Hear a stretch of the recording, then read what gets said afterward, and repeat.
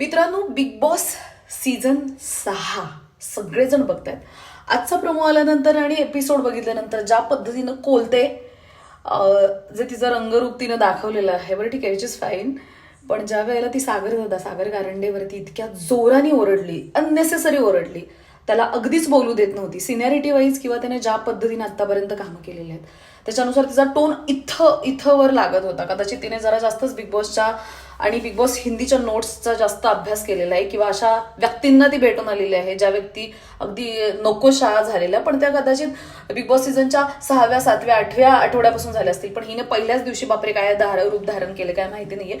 पण जर का सागरदादाच्या भाषेमध्ये जो ज्यांची कोणाची मिमिक्री करतो त्यांच्या भाषेमध्ये जर सांगायचं झालं तर तिची अशी आता अवस्था झालेली आहे की